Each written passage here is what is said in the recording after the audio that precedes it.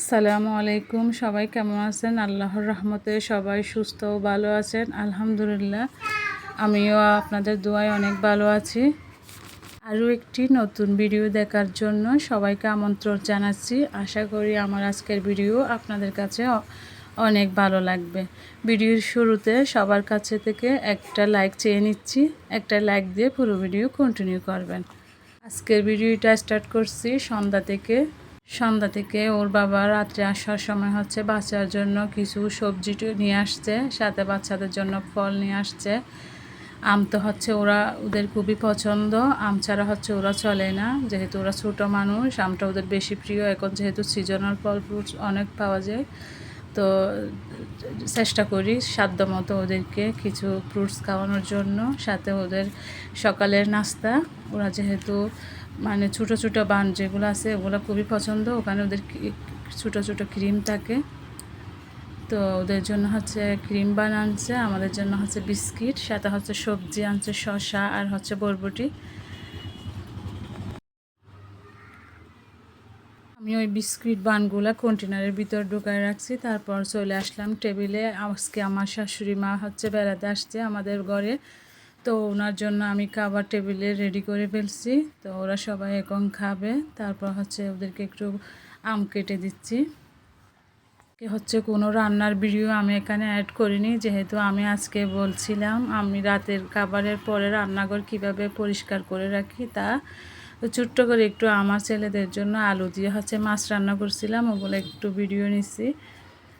তারপর চলে আসলাম আমরা সবাই ভাত খাওয়ার পরে চলে আসলাম রান্নাঘরে।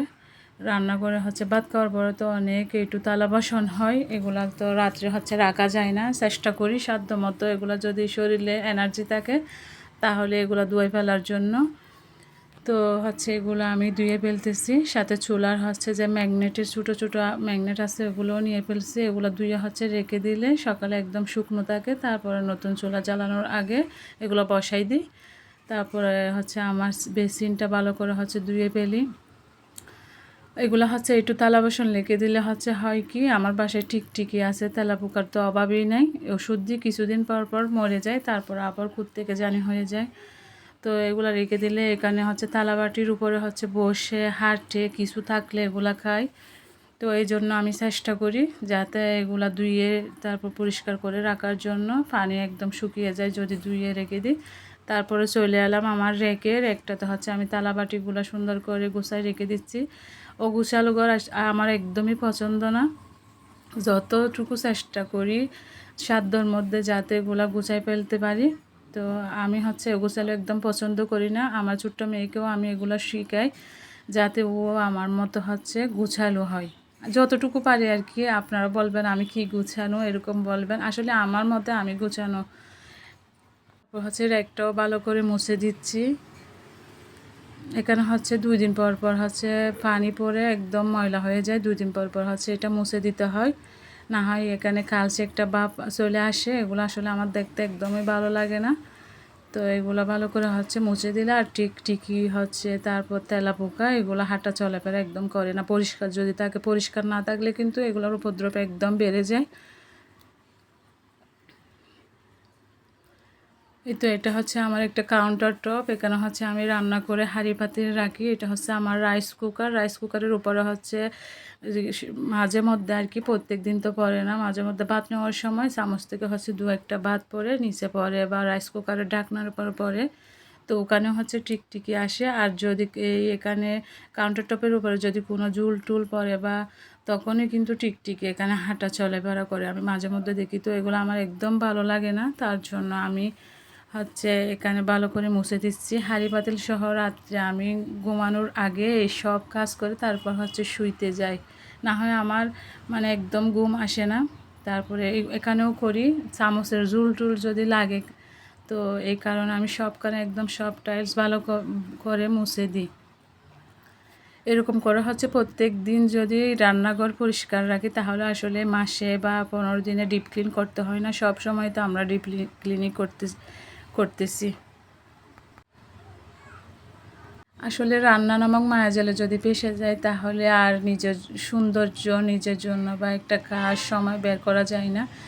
এই মায়া জালে যদি যে আটকে যায় সে সারা জীবন মানে এই মায়াতে অটুট থাকে। নিজের জন্য আসলে কিছু কেনা হয় না, শুধু রান্নাঘর, নিজের ঘরের জন্য সুন্দর একটা জিনিস কেনা হয়।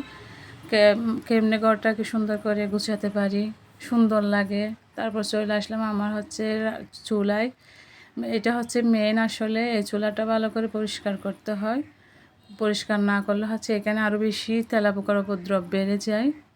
এই তো আমি ম্যাগনেট এগুলো ভালো করে নিয়ে তারপরে ভিতরেও ভালো করে সাবান দিয়ে পরিষ্কার করে নিচ্ছি।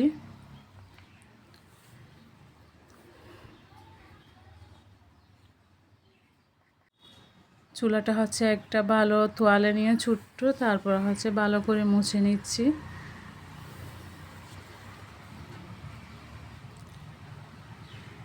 আমি এই কাজগুলো করতেছি, ওইদিকে আমার শাশুড়ি আর আমার হাজব্যান্ড হচ্ছে ওরা কথা বলতেছে, গল্প করতেছে, আমাকেও ডাকতেছে। আমি বলতেছি আমি কাজ করে আসতেছি। তো সাথে আমার বাচ্চারাও আছে, ওরা খেলতেছে ওর দাদুকে অনেক দিন পরে পেয়ে। তো চুলার আশেপাশে আমি ভালো করে মুছে দিচ্ছি। এখানে হচ্ছে রান্না করার সময় ছিটকে পড়ে, রান্নার তেল পড়ে বা ঝুল পড়ে। তো ওখান থেকে হচ্ছে এগুলো দেখতে আমার ভালো লাগে না। তো চেষ্টা করি রান্নার পরে বা মুছে দিই, না হয় রান্না করার শেষে মুছে দিই, না হয় ঘুমানোতে যাওয়ার আগে আর কি ভালো করে এইটা মুছে দিই। তারপর হচ্ছে চলে আসলাম চুলার তলে, একদম চুলার নিচে হচ্ছে ঝুল টুল পরে। মাঝে মধ্যে দুধ মানে গরম করতে গিয়ে হয় কি দুধটা নিচে পড়ে যায়। তো মাঝে মধ্যে ছাইয়ের হচ্ছে পাতি তাতি পড়ে যায়, এগুলো আর কি ভাতের মার পড়ে যায়। তো এগুলার কারণে ডেলি মোছার চেষ্টা করি। এটা সংসার না, আসলে সংসারটা হচ্ছে মেয়েদের অনেক সৌন্দর্য। আল্লাহ তাআলা সব মেয়েকে একটা সুন্দর সংসার দান করুক। তারপর চলে আসলাম আমার হচ্ছে ক্যাবিনেটে। আমার চুলার উপরে একটা ক্যাবিনেট আছে গ্লাসের, ওটা হচ্ছে ডেলি মুছতে হয়। না হচ্ছে রান্না করার সময় যখন মানে ডাংনাটা চুলার ডাংনা থেকে এটা তুলি, হচ্ছে ডাংনাটা যখন ডেক্সির থেকে তুলি তখন হচ্ছে ওখানে গাম হয়ে যায়, যেহেতু গ্লাস তো গামটা ভালো করে মুছে দিতে হয়। না মুছলে হচ্ছে এটা গামটা একটা দাগ দাগ থেকে যায়, দেখতে ভালো লাগে না। তারপরে হচ্ছে আমার বেসিনের নিচে ওখানেও আমি পরিষ্কার করে রাখি, যেহেতু মাছ মাংস সব সময় রান্না করা হয় বাচ্চাদের জন্য। তো নিচে হচ্ছে ওগুলো যদি থাকে ওখান থেকে পিঁপড়ে চলে আসে। তো চেষ্টা করি রাতে ঘুমাতে যাওয়ার আগে এক বালতি বা এক মগ পানি মেরে দিলে জিনিসগুলো হচ্ছে নিচে একদম জালের ভিতরে পড়ে যায়। এই তো এখন আমার কাজকর্ম শেষ, এখন আমি কাজ কাম সেরে আমার বাচ্চারা আমার জন্য ওয়েট করতেছে ঘুমাতে যাওয়ার জন্য। আমি ছাড়া হচ্ছে ওরা একদমই ঘুমায় না।